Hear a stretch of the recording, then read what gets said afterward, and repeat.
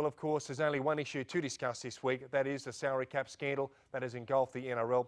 There's been much debate about the appropriate penalties that the Bulldogs should incur for their breach. And on that topic, I think you'll find there is only one option for the NRL to go. That is, unfortunately, stripping the Bulldogs of their points and making them ineligible for the finals, as well as substantial monetary penalties. Now, I'm tipping that the Bulldogs will still participate in the final 3 games. The reason being 2 out of the next 3 matches are against teams still in the running for the top 8. The repercussions for the Dogs will be far-reaching for the football club, the leagues club, the supporters, but most of all the players who have been caught in a situation not of their own making. They've been playing amazing football. They're all set to become the minor premiers, a relatively young side also which has matured in the last 12 months. They're going to suffer because some officials in their club try to cheat the system. On to round 24, I'll be out there tonight at Energy Australia Stadium to watch the Knights get over their arch enemy, the Broncos.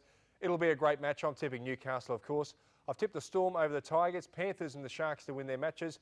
Now, the Roosters-Warriors match is a very tough one. Both teams are in great form. I'm going with the Warriors. Bulldogs and Eels to win their games as well. Good luck with your tips. I'll catch you next week.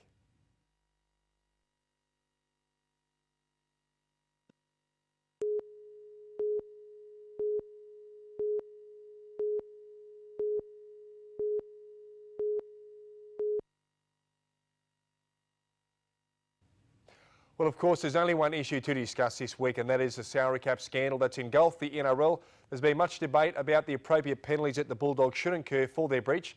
And on that topic, I think you'll find there was only one option for the NRL to go. And that was unfortunately stripping the Bulldogs of their points and making them ineligible for the finals, as well as a substantial monetary fine. Now, the Bulldogs will still participate in the final 3 games. The reason being 2 out of their next 3 matches are against teams in the running for the top 8.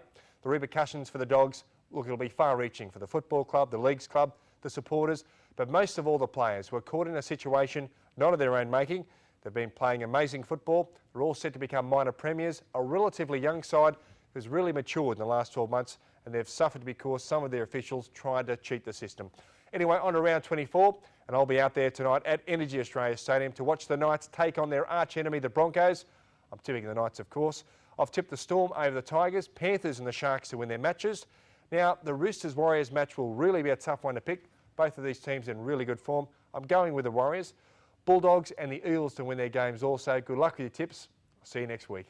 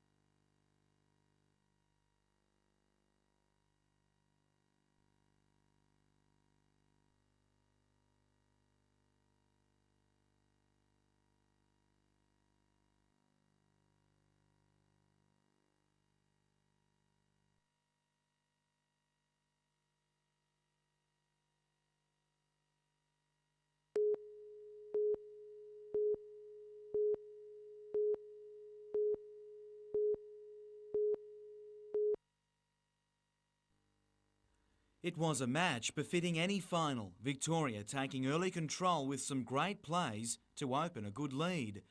Erin Lorenzini particularly hard to stop. Playing on her home court, Michaela Domkins helped turn things the Blues' way with improved defence and rebounding, getting them back into it and her into the Australian side. The Vics maintained a slender lead, but New South Wales' surge continued and in the final minute they drew level. As the seconds ticked down, the play of the day came with a turnover when Victoria looked certain to seal the match. It ended with New South Wales in control and Lauren Patterson dropping in the match winner, taking the game 62-60. It was the perfect boost for the boys team, who also took on Victoria in the following match. This time it was the home state that took the early ascendancy, leading by 5 at the main break. The Blues were just too dominant around the basket, with Marty McCullichan strong in the paint. Anthony Labka took some stopping as well, with the lead only growing in the second stanza. With Hunter Sports high base coach and former Australian rep Len Solway in their corner, New South Wales ended 95-81 winners for successive title victories.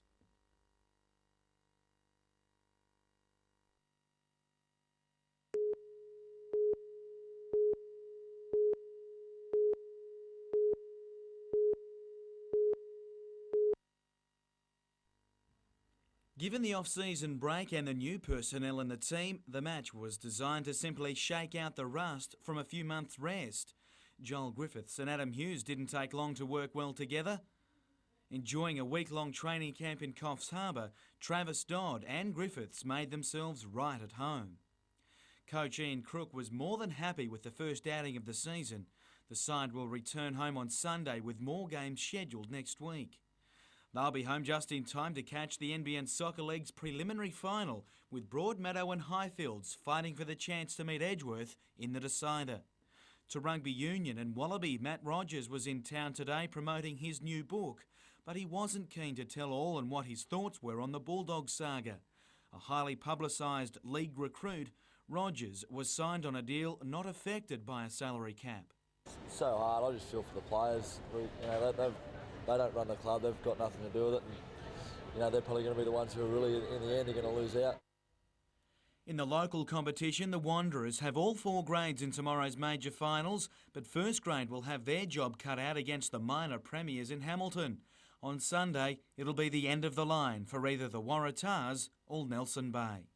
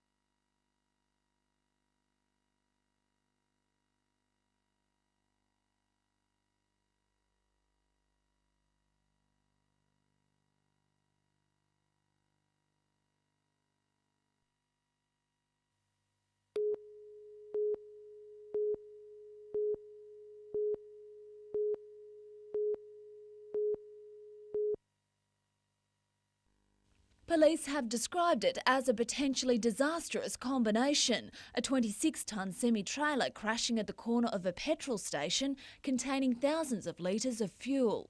He's narrowly missed the Bowsers, probably only by about 1.5 metres with the truck and trailer. Crash investigation officers say the driver of the truck was headed east along the New England Highway at around 6 this morning when the semi left the roadway, clipped a power pole and careered straight through the station. It's a fairly substantial impact. There was 2 trees involved and the vehicle has been wedged between both trees. The driver, 63-year-old Lawrence Brennan from Bulwarra near Maitland, died at the scene. Police are still investigating whether a medical condition may have contributed to his death, having ruled out speed or fatigue as a cause of the crash.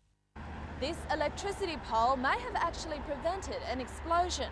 Police believe it deflected the semi-trailer away from the petrol Bowsers.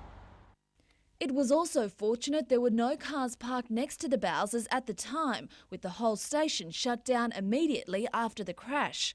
Fire crews remained on standby for several hours while the truck was removed. Lyndall Derrick, NBN News.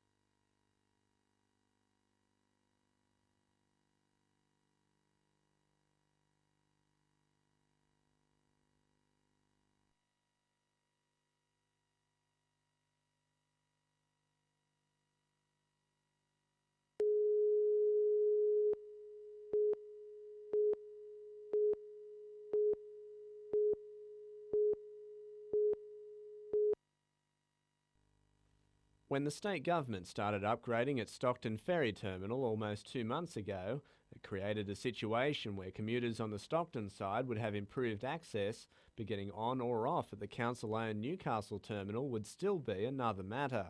Minister Scully has accepted the fact that we need to have this built quickly. We need it to parallel the disabled access on the Stockton ferry wharf. A $500,000 state grant along with $150,000 from council will see stairs eliminated and replaced by a pontoon system designed to match the height of the ferry, all serviced by ramps catering for the disabled or those with prams. It's a system like those already used in Sydney, and it's also said to be easier for older people. Well, it's not too bad for me at the moment, but it's not good for my wife. She's, an arthritis sufferer. Now council and the government just have to decide who'll design and build it. But they're the details that need to be worked through. But obviously with the Stockton side coming to fruition and finished within a couple of months, Newcastle side needs to be addressed and done fairly quickly. Colin Baldwin, NBN News.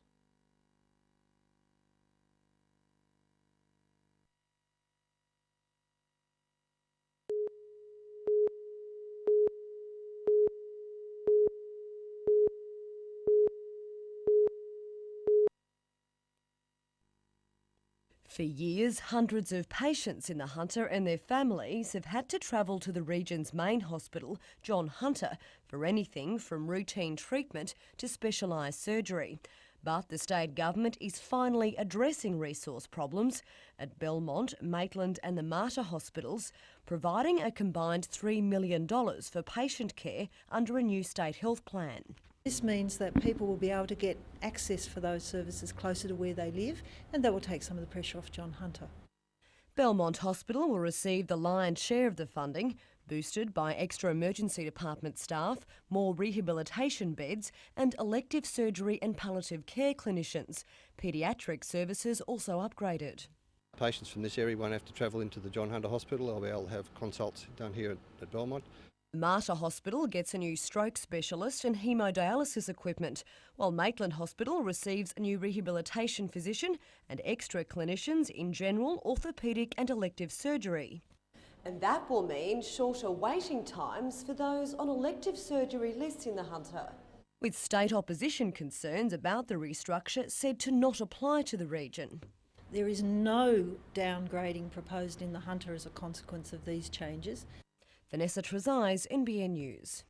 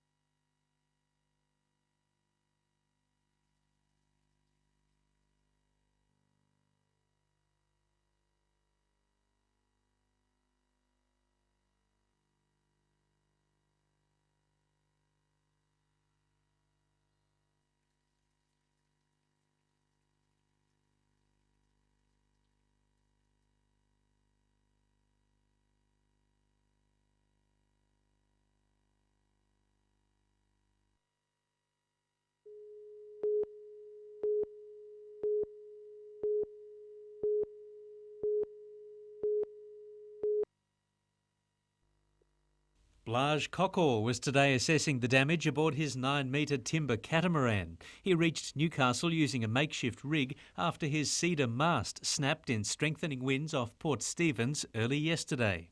I could see the forestay go into a big bend, and I thought, here she goes. And so she did. Blage was en route from Flinders Island in Bass Strait to the warmer climes of Cairns when the mishap occurred. He says he's grateful to the Newcastle Water Police who towed him into the harbour. I don't have a chart. I don't see little charts anymore. I've given that up. And I didn't have detailed charts, so I didn't know what was involved coming in. After installing a sturdier aluminium mast, the seasoned skipper plans to continue north, hoping the sea and the weather will treat him kindly. Paul Lobb, NBN News.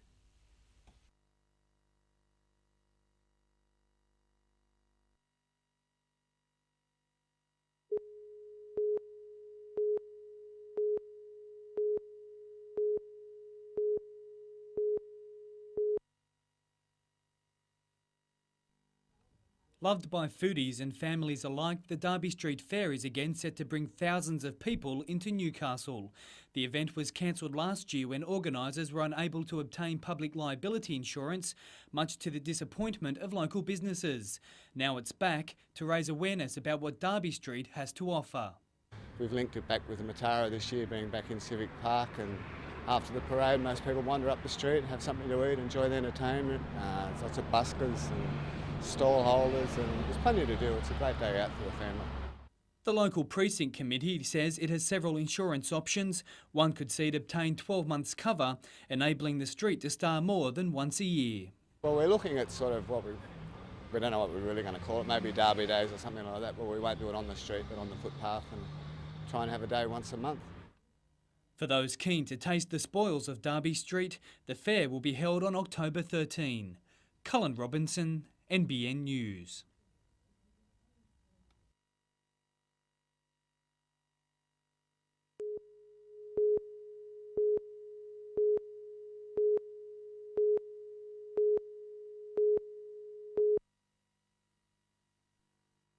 It's a job Kim Burgess loves, but today she learnt the heartbreaking news she may soon lose her position with Pacific Linen.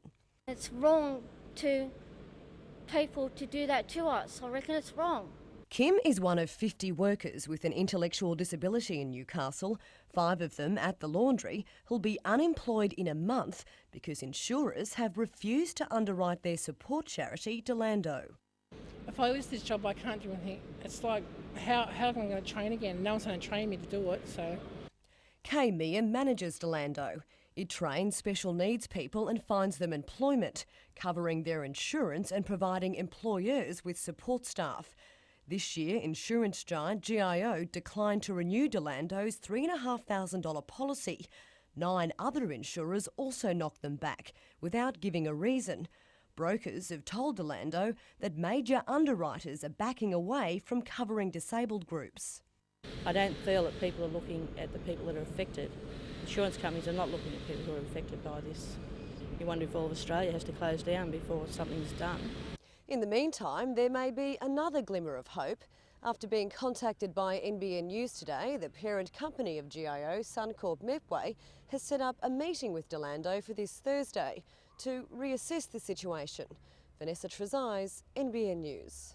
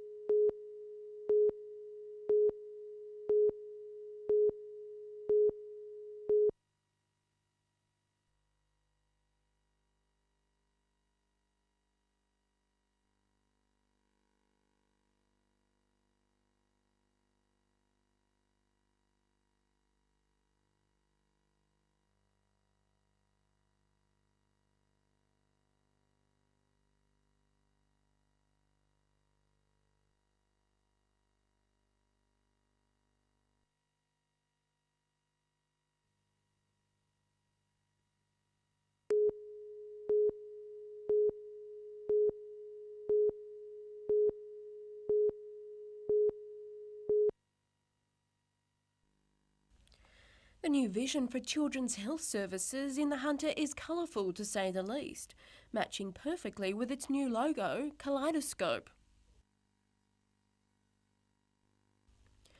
It's a simple idea involving the integration of all health services relating to children, with the aim of making it easier for families to access the care they need. There are the existing children's health services who will all come under the one umbrella, but they will then link to the other ancillary health services that child and family need.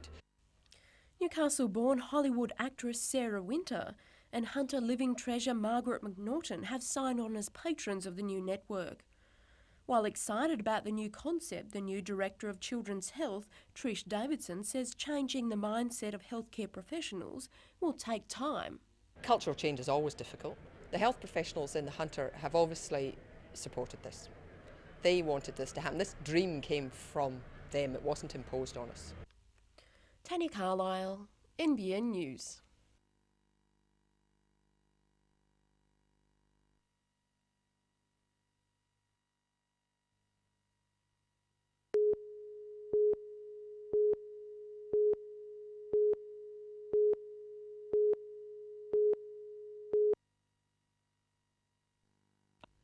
With a long-term view in mind, you could already say Hunter United's season has already been a success in Division 3.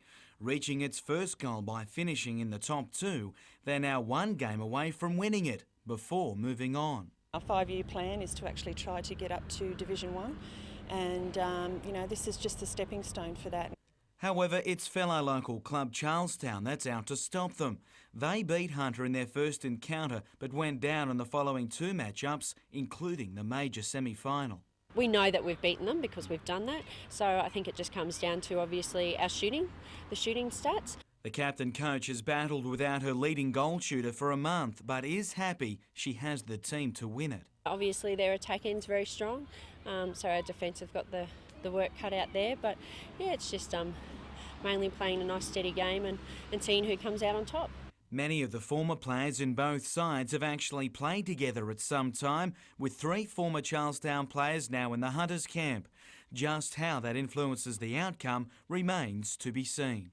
Anything can happen in a grand final, anything at all.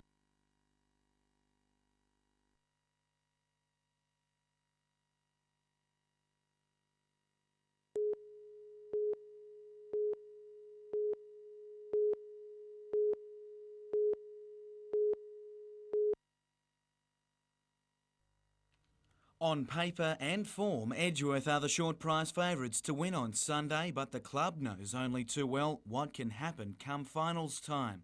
Minor premiers 4 out of the last 5 seasons, Edgeworth has reached only 1 grand final and were beaten. As far as their coach is concerned, it's time for a different ending. I think it is. I think we've gone through it too many times now. People got the right to say that we are the chokers of the competition, but I mean, I don't know how long we can hang on to that tag for, and hopefully this year it will be. We'll be lifting the trophy up at the end of the day. They reached the decider after a 4-1 hammering of Highfields, the same team they'll meet on Sunday. I don't know on this game whether they've got that much more improvement from the last game they played us, but we certainly got some scope to improve. Interestingly, the Azuri mentor lives in Edgeworth and actually coaches a junior team at the Eagles, but assures that's where the loyalty ends. He set his team for all-out attack. Lacking from the major semi-final against Edgeworth was goals. Certainly goals are our way of winning games. We're not going to defend and defend and defend. We've got to attack and we've got to score goals. The best defensive team in the competition will be waiting for them on home turf on Sunday afternoon.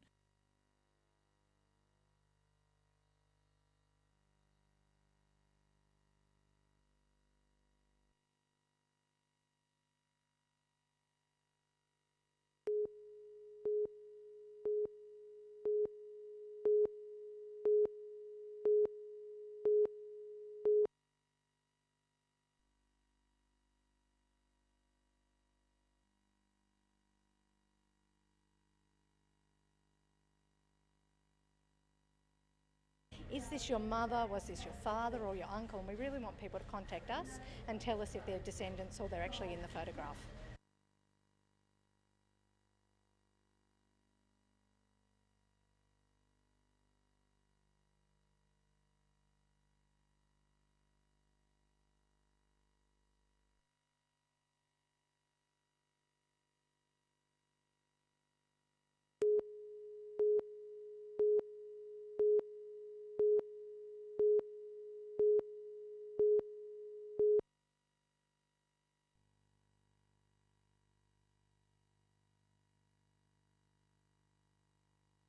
my family was labelled as a non-believer in Islam. So to avoid the sentence of death penalty in Afghanistan, I had to flee the country. My brother left the country a long time ago.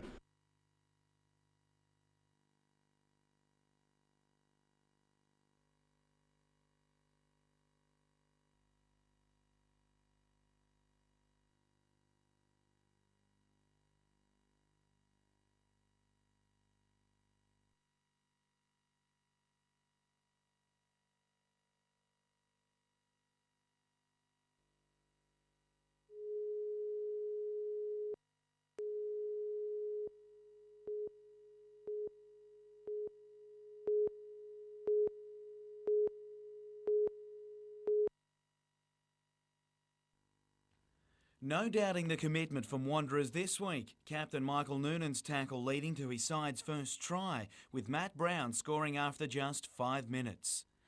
In contrast to last weekend's major semi, Wanderers found plenty of room and winger Richard Hankin, who flew home for a 12-point lead. Wanderers were racing the clock. Anthony Barrett's powerful burst and great offload ending with Hankin's second as the two Blues reached 17 points after just 14 minutes. The Bay stormed back, but Todd Henderson denied them one chance. Referee Grant McNeil right on the spot to award the Gropers next effort. 17-7, Wanderers' reply was swift, Henderson touching down. If that wasn't enough, the Bay headed to the sheds at half-time 29-7 down after Nathan Croft finished off a long-range effort. With the game in hand, the second half looked more like a training run than an elimination final, with the forwards laying the platform and the Blues backs doing the damage. After a standout rep season, Nathan Croft continued his good form. The goal-kicking fullback finished with 3 tries in a personal points tally of 32. They now play Hamilton in the decider next weekend.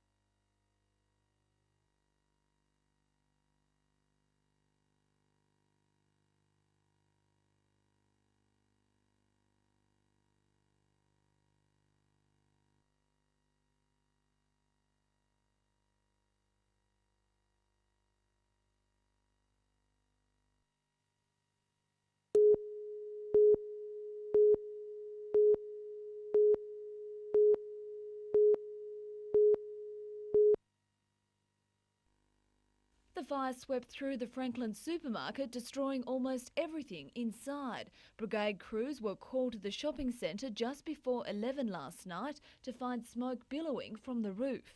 Well, it was very dark, a lot of smoke, a lot of heat. Once inside, they discovered the fire was concentrated in the supermarket's deli. But moments later, the crews were forced to flee for the sake of their own safety when the roof collapsed due to the intense heat.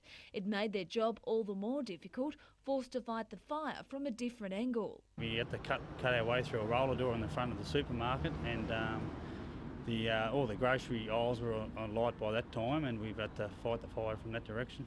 After calling for help from other brigades, some as far away as Newcastle, crews finally brought the blaze under control at around 4:30 this morning. Police say there were no signs of forced entry and that the fire wasn't deliberately lit. Because of the extensive damage, the store will have to be entirely rebuilt. Several nearby shops suffered water damage. Lyndall Derrick, NBN News.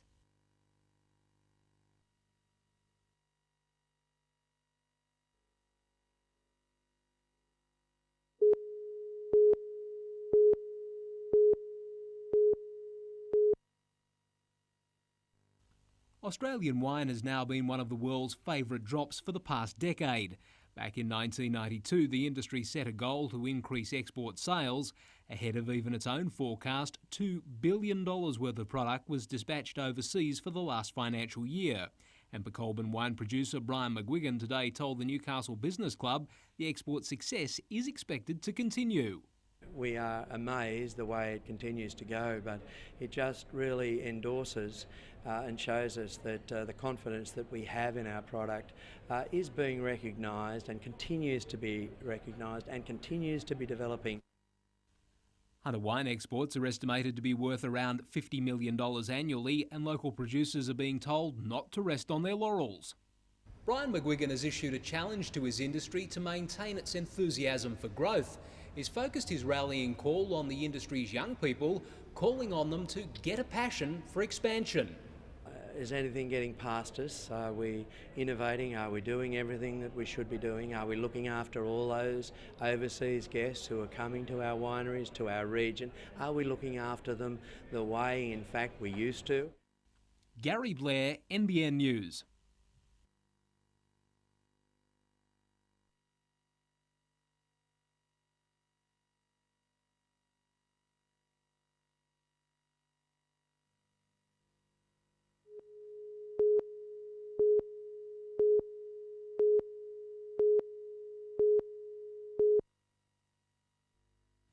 Trial matches are supposed to forge a team in the heat of battle, but this clearly wasn't what either club was looking for. Objecting to Ian Ferguson's challenge, Asala Massi again cops a bootful. Milan Blagojevich comes in, falls and gets kicked, and all players are soon involved in a minute-long scuffle. Blagojevich and Ferguson earned early showers. United coach Ian Crook clearly not happy at the time, but more philosophical today. You certainly don't want there to be any sort of grievances like there were during the game, but look, it's a red-blooded sport, and sometimes people go a little bit, get a bit hot-headed. Ironically, it was another Ferguson tackle on Massi that gave United its first and only goal, Alex Moriera converting the penalty. A superb long-range shot by Andrew McDermott saw the Spirit equalise soon after. Both sides had their opportunities in a much calmer second half, but the match ended 1-1. The overall result, delighted when I consider that we had 6 youth team boys out there that had never even trained with us before. United's next trial is against the Olympic Sharks at Budgewoi on Saturday afternoon.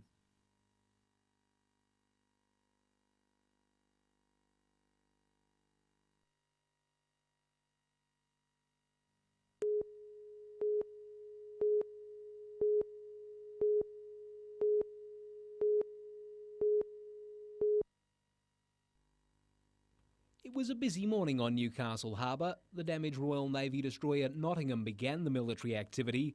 The latest unceremonious move, relocation from the former BHP wharves to 1 Throsby. Removal of Nottingham's lethal arsenal of ammunition successfully completed, preparations now begin on the destroyer's return to the United Kingdom for repairs on the bow damage sustained off Lord Howe Island in July.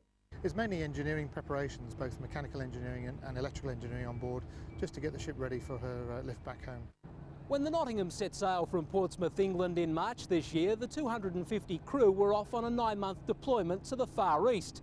The reality today is that half of the ship's company are now back in the UK, with just 130 remaining here in Newcastle to man the disarmed warship. Traditionally, Throsby Wharf has been the location for Novocastrians to inspect visiting military vessels. However, the Nottingham won't be opening her gangway to the public prior to departure later in the month. Making a more impressive arrival on the Hunter River today was HMAS Manoora. Refurbished in Newcastle during the late 1990s, the amphibious transport ship docked in the Forjac's floating dock for maintenance, and the visit has created jobs. It's not normally the case in Newcastle, but there are positions available for mechanical trades. The Manoora will spend 4 weeks in Newcastle. Gary Blair, NBN News.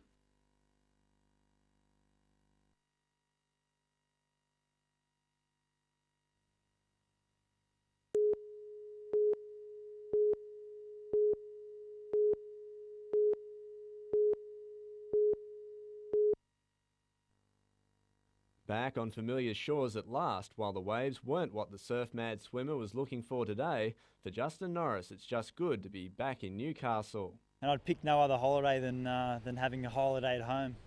After all, it's been a whirlwind few weeks for the 22-year-old, which first included a triple gold medal haul.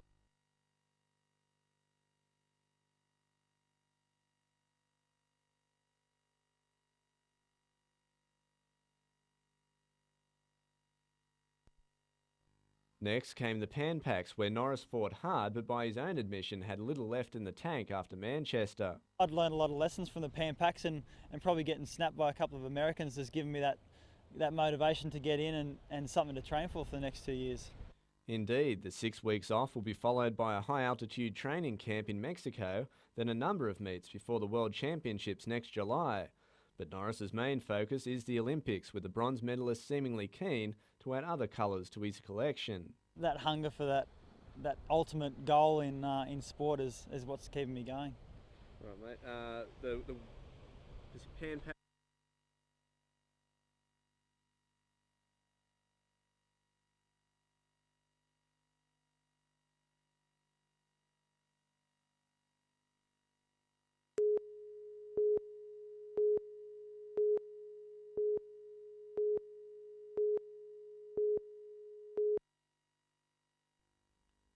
After struggling with injury, Travis Soulsby got his first start in weeks, while teammate Mick Curry ran out for the final time in Hamilton colours. Wanderers' Nick Crosskill, though, lasted just 2 minutes. Barely assisted from the field, his team suffered a further blow. A huge surge from a committed Hawks pack, ending with captain Scott Coleman planting first points. Nathan Croft pegged back the lead, booting Wanderers onto the board. In difficult conditions, Trent Slatter showed why he's the competition-leading point scorer, with 2 penalties regaining Hamilton a good lead. Full points for commitment to Anthony Barrett. From the restart, he charged down his opposite number for Wanderers to get back within 3. Matt Coleman made it look far easier when he joined his brother on the score sheet.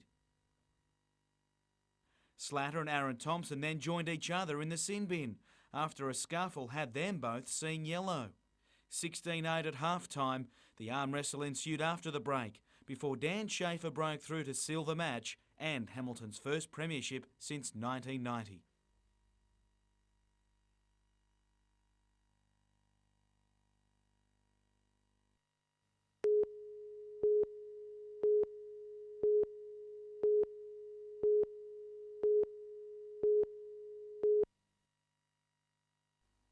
The Hotel Ibis Newcastle is a $12 million investment in the city by the Accor International Hotel Group. It's been completed weeks ahead of schedule and had an opening 3 days of trading most hotel operators only dream about. The 97-room hotel has already had a full house and is quickly becoming a favourite for business travellers. Newcastle has been really accommodating to us. There seems to be a lot of corporate and business travel up here, and we feel that smart business travellers are looking for a new alternative in the accommodation sector. In a coup for Ibis Newcastle, the Royal Australian Navy has become their first major corporate customer, with the crew of the warship Manoora unable to live on board while maintenance work is carried out at Forjac's dockyard.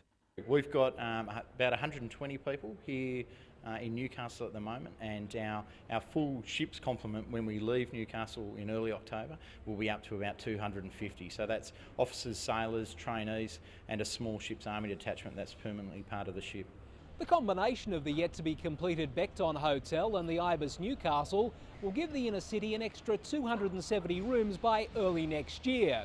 It increases the total number of rooms available in the city to well over 1,200. Gary Blair, NBN News.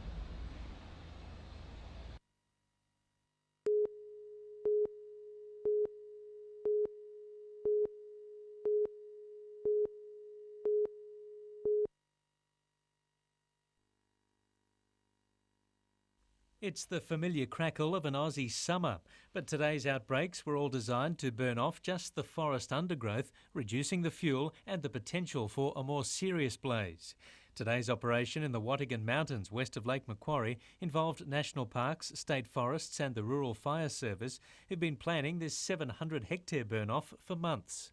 It takes us about 90% of the time to actually plan a hazard reduction burn, looking at what flora and fauna are present here so that we're not disturbing any threatened species, what things we have to protect with regards to heritage, cultural heritage, European heritage.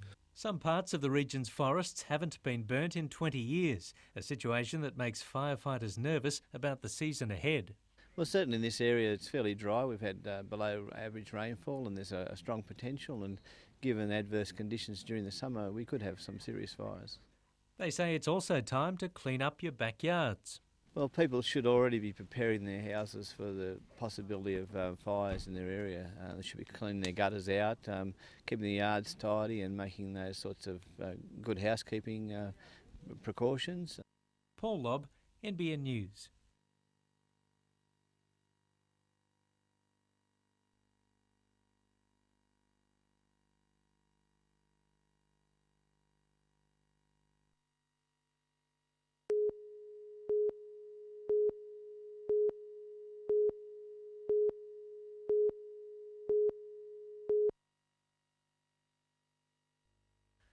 Efforts have been underway for almost 2 years to find the most effective way to get rid of the invasive calopa weed that threatens to smother all other seagrasses in the lake.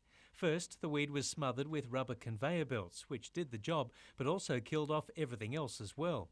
More recently, large quantities of salt were dumped on the underwater plants with greater success. Now, GPS technology is being used to map the exact locations of the weed in the lake ahead of the next round of salt bombing in 2 weeks' time. Meantime, it's now easier for boaties to keep the lake clean following the installation of 5 sewage pump-out stations around the lake. The self-operated pumps are situated at Belmont, Rathmines, Wangi and Summerland Point. Eventually, all boats will be required to use sewage holding tanks and to pump them out into the new stations.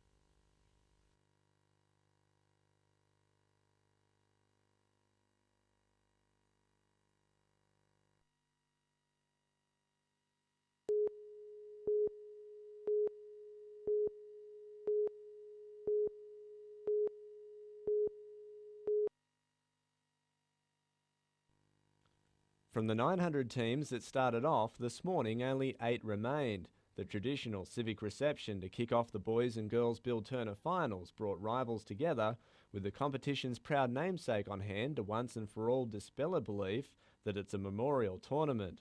No, it's not memorial, and I don't want it to be either. I don't want it to be. There's so much pleasure in the whole affair that I want to stick around for quite some time. There were certainly plenty of shots on goal to take in during this afternoon's opening girls semi between Port Macquarie and Mount View Cessnock. Most in the first half came from the Hunter team, although Port's fast breaks provided some scares. The second half proved far more even, Tinnika Quast allowing Jade Hutchinson back into the game, while it was her teammate Elizabeth Kermode who was still threatening at the other end. Both defensive units were looking impossible to crack when the Mount View number 9 somehow danced a way through, the shot just keeping clear of the keeper.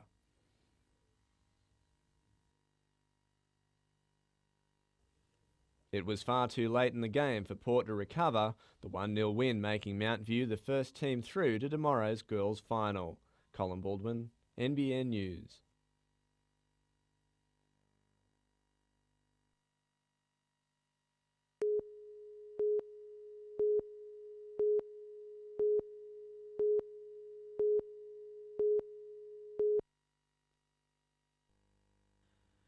Kurt Gidley takes great care in looking after his new car, and he's taking the same approach to his growing role as the Knights' new custodian.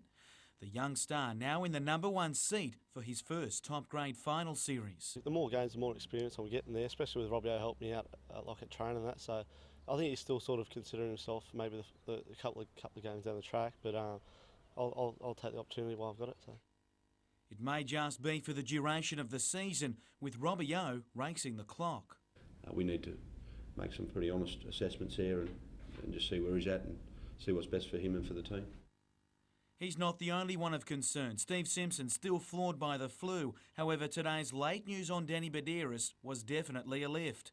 Named hooker and representative player of the year overnight, his pending return this weekend is timely to say the least.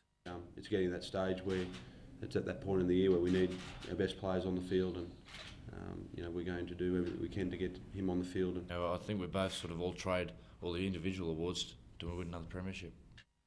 Late today, just 8,000 tickets remained on sale for Saturday night's match.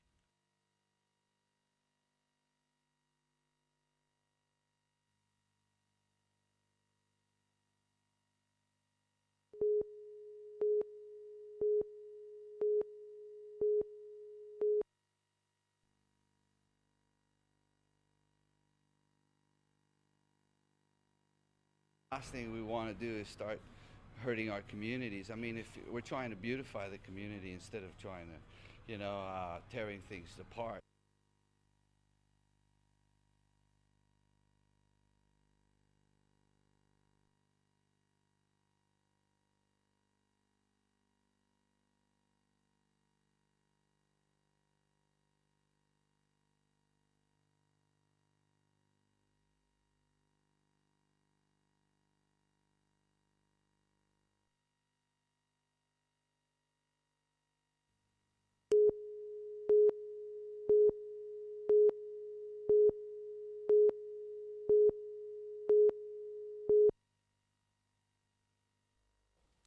The North Queenslanders had the hand warmers on at a chilly Jack McLaughlin Oval last night, but it was Lambton's own glove man being put to the test early. Both sides exchanged shots, but it took something special to get on the scoreboard, Dale Sheehan delivering just that in his first game back from injury. Things then went from bad to worse for Cairns, Blair Newham finding himself unmarked off a corner and not taking a second look. The gloves came off for the visitors in the second as Trevor Faddy again showed plenty of flair. But neither side found the net in a much tighter half, Lambton winning 2-0 to face Sydney's Bosley Park in tonight's Cup final. The two remaining girls' matches kicked off this afternoon, with Port Macquarie beaten 2-0 by Canberra in the third-place playoff. Port's Lara Dowling, though, picked up the 2002 Star Player Award. Colin Baldwin, NBN News.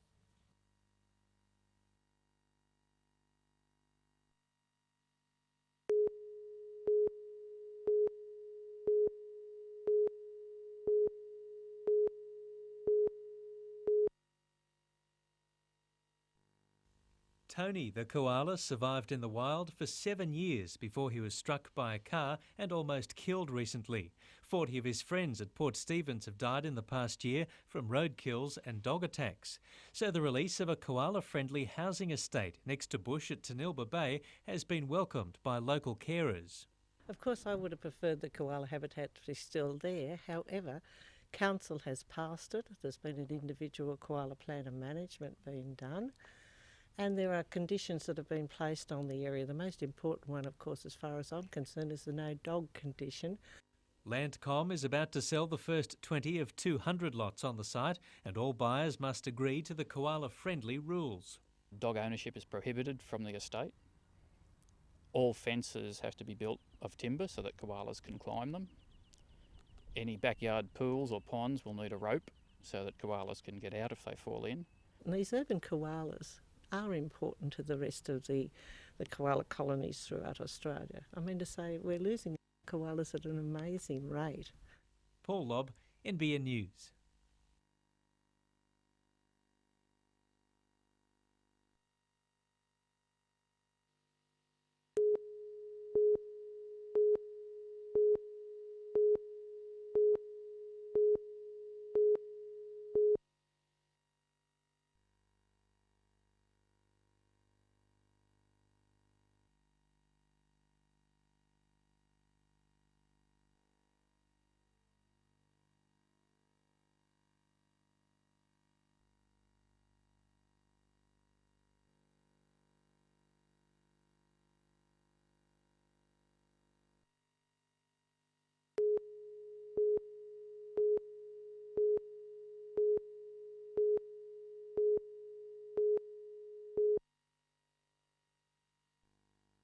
Next month, around 4,000 migratory wading birds are expected to arrive at the Kooragang Nature Reserve to rest and fuel up after their 10,000-kilometre flights from Siberia and northern China.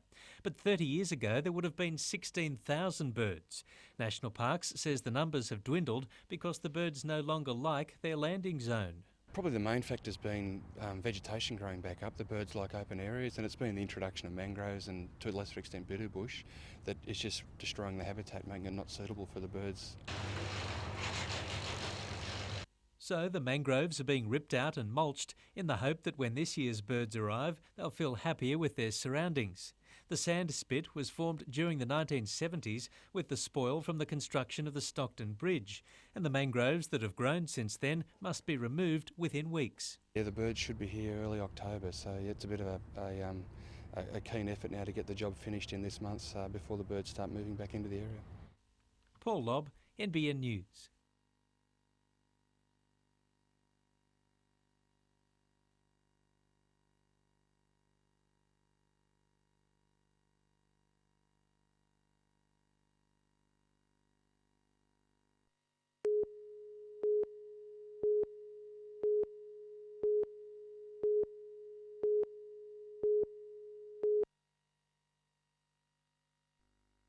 For the last 25 years, tamoxifen has been used to treat breast cancer.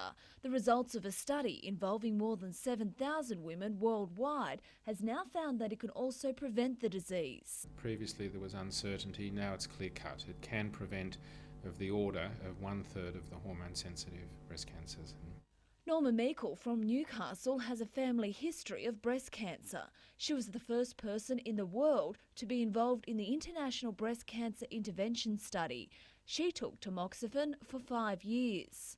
I just took it with my morning coffee so that I reminded myself every day to take the tablet. I had no side effects, no problems, and the 5 years passed in a flash. While the results are being hailed as a medical milestone, it doesn't necessarily mean all women with an increased risk of the disease should take the drug as a preventative measure. It's an individual consideration for each woman with each risk assessment and with her usual doctor. It creates options and that's progress. Meanwhile, researchers have praised participants like Norma for helping millions of women around the world. As a layperson, this is all I could do, and you know, the results are encouraging, and I think it's really important that the research continues, and I'll do whatever I can. Lyndall Derrick, NBN News.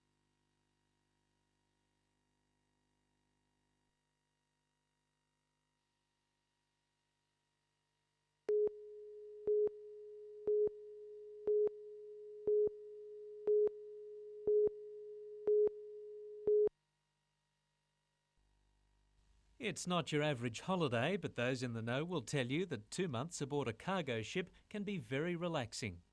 It's really relaxing. It's no hurry. It's calm. It's peaceful. 4 German-owned ships from the Australasian Line have made Newcastle the base for their new passenger service, offering up to 10 berths on each voyage through Northern Asia, taking in Manila, Hong Kong, Taiwan, South Korea and Japan. But Captain Ken McLeod says his brand new 30,000-tonne freighter is no cruise liner. There's no frills here. You don't have to get up and play shuttleboard whenever. There's no swimming pool. Among the first passengers is former seaman Fritz Hannekroot and his wife Tina, celebrating their 47th wedding anniversary. My husband was a sailor. I was always by myself with 2 little kids. I never had an anniversary or Christmas together with him. And now all these years he's with me, it's very special. The new Newcastle-based service joins 25 European-owned ships that are already carrying passengers worldwide. The experience harks back to the old days when world travel was the exclusive domain of ships. It's an alternative to all that mass travel that we do, and a friend of mine had travelled to England a couple of times on a freighter ship and said it was wonderful. The Cape Denison will reach its first stop in Manila in 8 days' time, not only delivering its mixed cargo, but its first adventurous passengers. Paul Lobb, NBN News.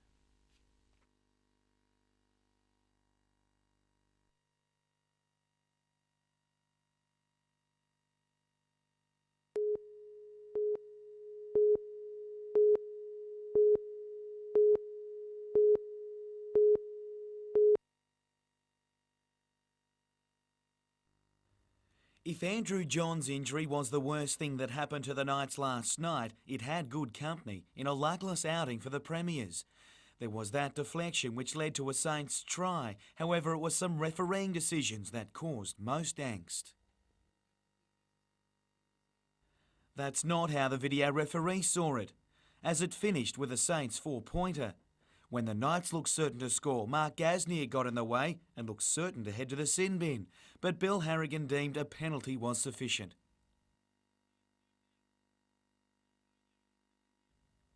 It just left the Knights scratching their heads.